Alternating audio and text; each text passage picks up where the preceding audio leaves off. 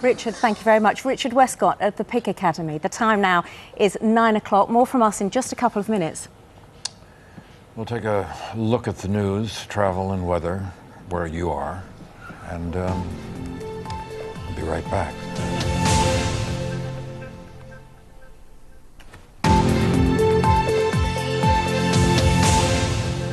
Welcome back. Normal service has been resumed. I'm pleased to say there's only one person I'm going to move off the sofa for, actually, and it's yes. Our next guest. I like to think if a movie was made about us, that maybe Harrison Ford would play my part. Diane Keaton might play mine. Yeah. Hey. Anyway, the Hollywood star's done almost that, and he plays a grouchy anchorman in his latest film about an American breakfast TV programme. Although Mike Pomeroy, sitting in your seat, rather good, I felt. Morning Glory is the comedy. It shows how a young, ambitious producer tries to turn around a failing breakfast show by taking on rather difficult talent. We're delighted to have Harrison Ford here. You've seen him already in character. Here he is as Harrison Ford. Thank you. Nice Good to to see be you. here. Thank you for having us. First, though, we're going to take a look at the film. It has to be said, we never, ever compete like that on television, ever. No, well, it's a comedy, you see. Yes. Yeah. Yes, well, we like to think we never compete anyway. Morning, Harrison, and you're here along with Roger Michell, Morning, who Roger. is your director as well. My director, yeah. Thank you very much, both of you, for coming in. My pleasure. So, the Mike Pomeroy. We saw a little glimpse of him. Is it fair to say he's bitter, disgruntled, angry, egotistical? Why so? I think it's a bit of an understatement. I think he's an ass, really. And it was a lot of fun to play. Yeah. Yeah. Modelled on anybody in particular in American TV news, or...? No, of course not. They're not listening. No. They can't hear you. There's nobody like that. No, I didn't want to model him on anybody. I wanted to, take advantage of the opportunity to create a character that for me, what was interesting was the relationships between the characters. The character that Diane Keaton plays and the character that Rachel McAdams plays. It's a very interesting relationship between these two people, and it's key to the story, and that's what I really wanted to concentrate on. Rachel McAdams being the young producer who goes to this failing news programme, tries to turn it around with all her enthusiasm, battling up against the likes of Mike Pomeroy. She takes over this fourth or fifth ratings losing programme, and in America these morning shows are even more competitive than they are here and in Europe. And she must up the ratings or everyone gets fired. And to do so, she employs this grouchy, brilliant, old school news guy, a news hound, who doesn't want to make baked Alaska on the screen. And so the film, in a way, kind of extends this debate about what's the balance between fluff and hard news. Yes, and which you must face every day. Oh, and we struggle with every single item. Yeah. Here you are, Have our then. moments. Here's Harrison as his character, talking about his hard news career history.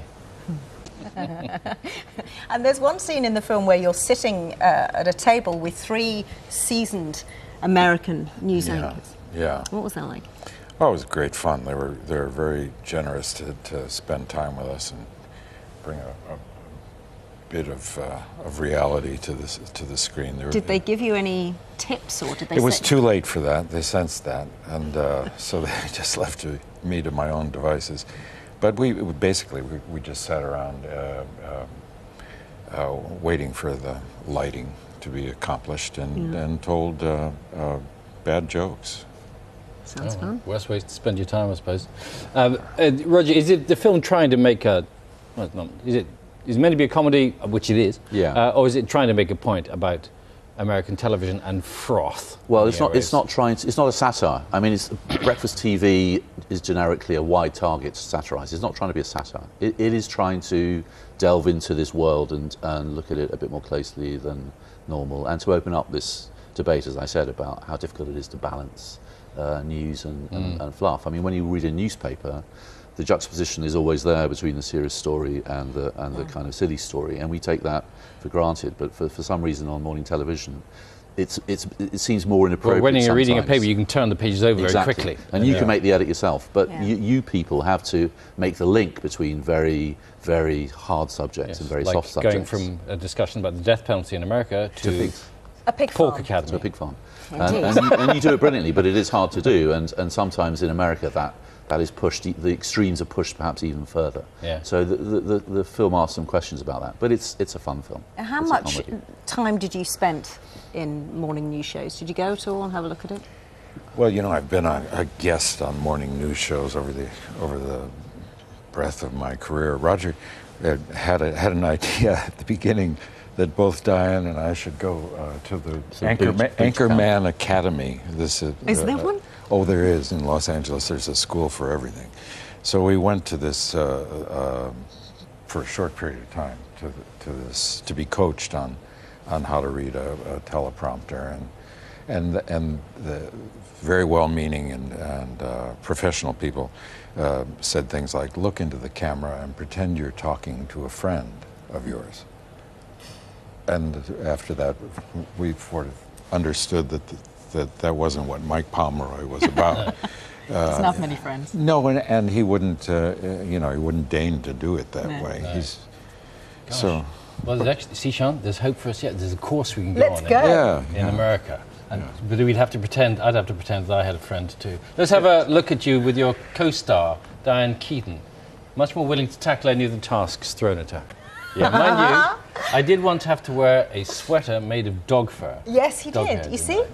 It won't be long before we're both in sumo wrestling outfits to do something about the ratings, maybe.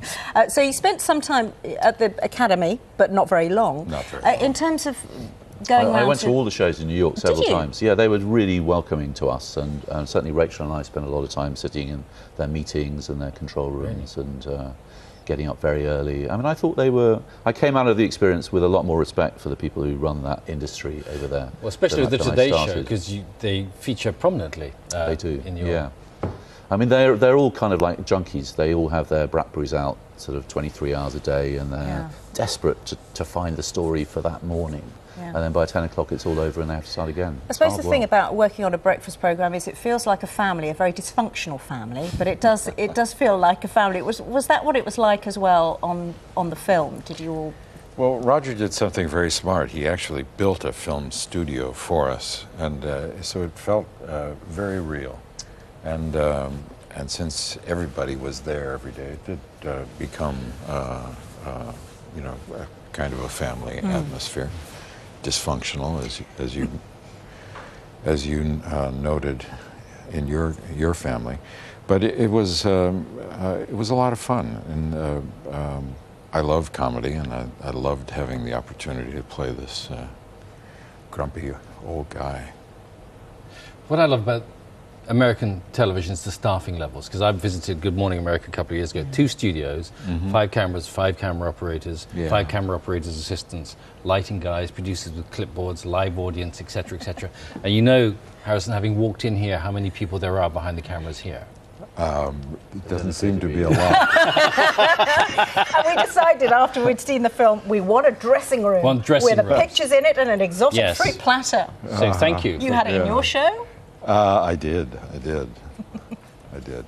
But thank you for bringing us the reality of American television to our screens. It's a pleasure. And thank you for being my breakfast co-host. Oh, it's a pleasure to be here. Thanks.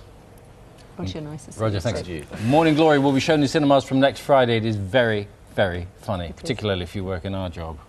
That's it for us for this morning. Tomorrow we're hearing from Derek Martin. Derek plays Charlie Slater in EastEnders. Oh, we should let you know we're nominated for a National Television Award. The winners are chosen by you. If you want more information, the details on the Breakfast website, you can vote or not. It doesn't really matter. If you don't want to vote, don't vote. That's from us. Bye. Bye-bye. Bye.